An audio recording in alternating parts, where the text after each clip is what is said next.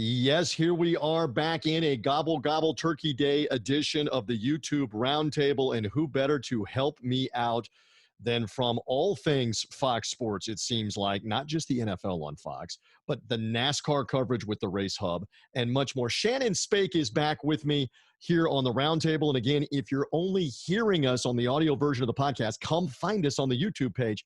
How are you? Good to have you. Happy Thanksgiving week. Yeah, with that whole setup, I thought you were going to say that I was perfect because I'm a turkey. Like you said, gobble gobble, and who better to be here? Things are going great. You know, we're rolling along. I'm so excited that the NFL season has made it to this point, and we're continuing to roll along. It's been pretty exciting. Obviously, very different for all of us this season, but we're doing it, and that's the most important thing. Amen. And we're coming to you right now as the time that Shannon and I are taping right off the Monday night game where the Tampa Bay Buccaneers, oh, my Buccaneers, Shannon, beaten by the LA Rams. Give the Rams credit. They get the job done. So let's jump right in with that. Obviously, I can be considered biased. What did you think as we show the audience here on the YouTube Roundtable? Tom Brady, there's the expression after the second of two second-half interceptions. I'm still shaking my head that they didn't go down and at least get a field goal, if not a touchdown, here a couple of days later. That the Bucs didn't get that win. The Rams do get the win. The Bucs now 1-3 in prime time. Give me some insight from a distance on what we just saw Monday night. Very un-Tom Brady-like, right? But huge but. I mean, it's still Tom Brady, and this is his time of year. It ain't over is what I'm saying. In no way. Hey, listen, if you're going to give me one quarterback out of any, I mean, you got to, until Tom gets flat out, like until we see it over, I'm not going to believe it. It was the same thing with Jimmy Johnson, 7-time champion Jimmy Johnson in NASCAR. And we saw something like, I'm not saying that this is happening with Tom Brady, but when Jimmy started to struggle and he started to race in the 20th position, in the 15th position, in the 30th position, and he didn't know how to race back there because he had never raced back there. So it wasn't necessarily sometimes Jimmy's doing it, was the variables around Jimmy and the things around the race. And possibly that's what's going on here with Tom Brady. It's a lot of newness for him down there, and a lot of newness for him to adapt to. But again, it's Tom Brady, and until he doesn't do what Tom Brady does, obviously what we saw Monday night, I think, is just, we've seen it a couple of times. So I don't know. I think just like everybody, right? You're like, what's going on? What's going on? Because it is Tom Brady, and you expect him with the ball in his hand with a minute left to be able to go down the field and score a touchdown. But I don't think it's over for him in no way, shape, or form. I think we're going to see him get back to his form again. I would agree. It's not to write him off. It's just a concern. He's 43 years old. 47 times he had a game-winning drive before Monday night when he didn't have the game-winning drive. So it's bigger news when it doesn't happen. Listen, when that ball goes in Tom Brady's hands, like you said, I mean, you're like, oh boy, here it goes. I mean, we've seen it over and over and over and over again. So yeah, certainly un-Tom Brady-like. All right, and so this weekend, the Buccaneers and the Chiefs, oh goody, in a humongous game. The World Champion Chiefs come in for the first time in 8 years, only 8 years that we get to have an AFC-NFC matchup at the different team sites. So that'll be something for Sunday. That's looking more ahead, obviously, to this weekend. I'm going to look back for a second with Shannon Spake because you worked the Cowboys-Vikings game. And again, we're showing the audience this again on the YouTube page. Here she is talking with Dalvin Cook. What a fantastic season, fully back from a torn ACL in his knee back, a couple of seasons ago. Looks like the Dalvin Cook that we saw at Florida State. Looks like the Dalvin Cook that everybody expected. Okay, you were around the Vikings with the Cowboys game. You obviously talked with him. We're seeing that on the screen right now. What are your impressions, having been around Minnesota, been around Cook? Well, I love Dalvin Cook, first of all. I've covered him a lot, and I just think he's such a cool guy, very low key, just awesome. I've sat with him before while he's stretching, getting ready for a game, and just spent 5 or 10 minutes talking to him. And I just think he's such a cool guy. I think Dallas did a really good job of stopping him. They knew where their toast is buttered or their bread is buttered, and they did a good job of stopping Dalvin. I don't think that the Minnesota Vikings defense did a great job this past weekend. The score was way too high high for them. I think Dallas did a really, really good job. They came out, they did what they had to do defensively, they did what they had to do offensively. And here are the boys, right? The Cowboys. And the fact that they're still in it because that division is so insanely I mean, 2-3 wins get you in at this point, right? But yeah, look, I mean, you had Justin Jefferson who made a rookie mistake when he dropped that ball. CeeDee Lamb right here Look is at just, this I mean, on the YouTube page. But I mean, we're you seeing didn't this throw the Adam photo. Thielen one-handed, right? I mean, Adam Thielen with the one-hand catch two games in a row. We don't know what's going on with Adam Thielen right now. He is on the COVID reserve right now. So we'll see if he plays this weekend, but it'll be the Carolina Panthers. We don't know who's going to be under center for the Carolina Panthers.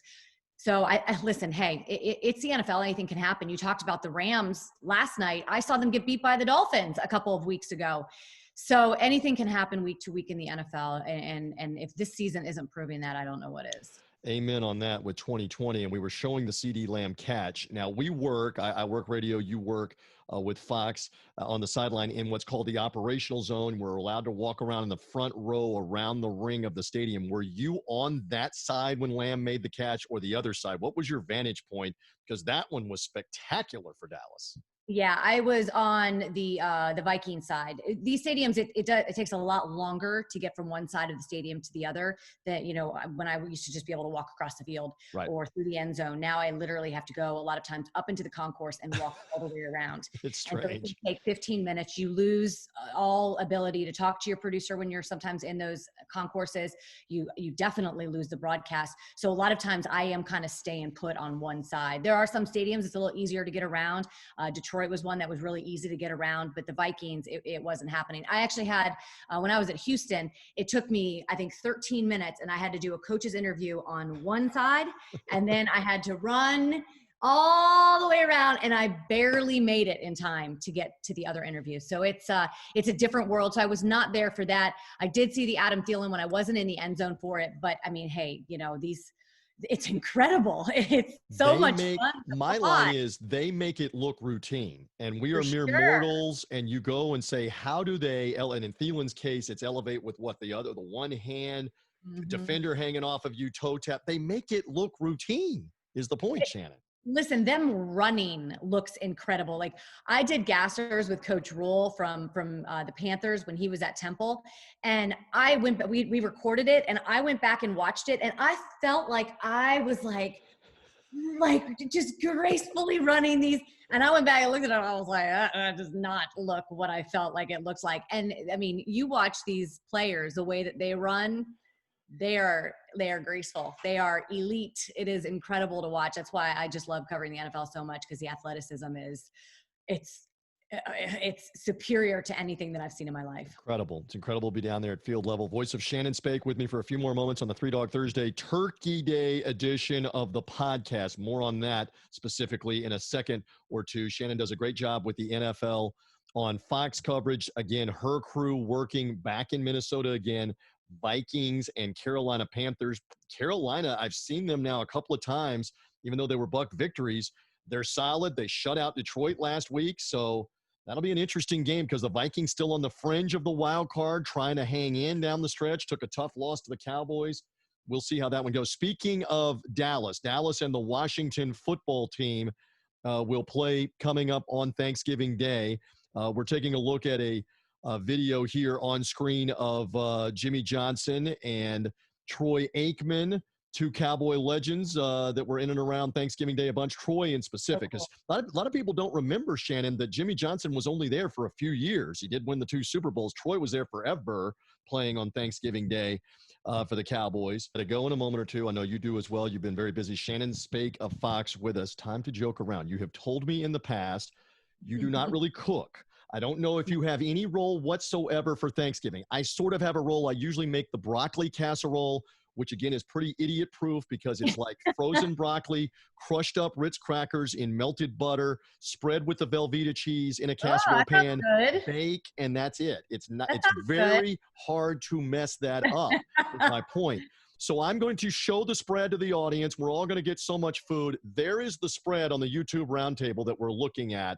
I mean, everything looks good there. What do you have to have there? If I limited you to like 2 things on that for Turkey Day. And I know it's a big visual for those that are only hearing us. Come find the YouTube roundtable. Is it the turkey? Is it the stuffing? Is it the green bean casserole that it looks like? It looks like, what is that? Brussels sprouts, cranberry. We got bottom left. We got apple pie. Middle, we got pecan pie. Give me two. Give me a do. Which two off of that? The mashed potatoes on the right of the screen. What are we doing there? I'm going Brussels sprouts and pumpkin pie, baby. That's my not together. I'm going a full bowl of Brussels sprouts and pumpkin pie. Those are my two things. That's it. But see, I am bigger on the pecan pie. Oh yeah, that's good too. That if I had to have the two, and I'm going to share the screen again here for the audience. If I only had the two. Besides the turkey, I got to have the stuffing bottom left, and I may go pecan pie. Yeah. I'm not a huge turkey person because, like, for me, like, turkey is so hit or miss, right? You could get like a really good piece of turkey, right? That's like cooked just perfectly. But if it's cooked a little too long, then yeah. So not like the scene in Christmas Vacation where, what is it? Barbara D'Angelo brings it out with Chevy Chase and he goes to carve it and it collapses. Not that dry. Not that. My family's Italian. We're Italian, so we always have lasagna at every family function. We have lasagna, or we have ziti, or we have manigat, or we have some kind of spaghetti. So you're saying we have lasagna at Thanksgiving, but we also have lasagna at Easter or 4th of July or Memorial 100%. Day, whatever, Labor Day, whatever it is. It's lasagna. Lasagna or baked ziti or manigat or and it's not manicotti, it's manigat or something like that. And with my grandmother's gravy, we call it gravy, not sauce. And so, not the gravy that goes on the turkey, but the red gravy that goes on the manigat. Oh, listen to that. All right. So we're having fun talking Thanksgiving. And just one more. How long do the leftovers last in the Spake House? Because you've got twin boys, I've got twin girls. Are the leftovers still there Friday night? Are they still there Saturday? Do you even allow that? Is the leftover time frame like nothing beyond Friday, or else we're throwing it? How does it work in the Spake household? I'm just curious. So my family, I had a birthday party in July, and my family came over to my house. My aunts and uncles all live in the area, so everything. At the end of the night, I go back and I'm like, I am gonna mess up that pasta salad that they brought. Whatever, everything is gone. I was like, there's nothing there. You left me no food. So chances are it'll be cleared out. My husband does not know how to eat leftovers. Like, I leave for a weekend and I come back and there's like still food that he had ordered like Wednesday or Thursday. And so my kids don't know how to eat leftovers either. I'm a big leftover person. I'm a big cold pizza in the morning from college days. Yes. So, I can do it. But, there'll be some stuff left, but not a lot. We will be eating the turkey Saturday in my household. We will maybe even be eating some version of something Sunday. Sunday's probably too late, but probably Saturday that will still be around in our house. And it's for a lot of people, for millions. My 96-year-old grandfather, he grinds up the turkey and mixes it with like a mayonnaise and some celery and makes like a turkey salad. And it's so good. I want to try it. And they don't put the marinara on it or anything else. He just Mananata. That's what we call Mananata. it. Okay. I'll get this straight. Shannon Spake, a real treat to have you here again. We'll be watching you on Panthers Vikings on Fox this coming Sunday. I'll be working the Bucs and the Chiefs.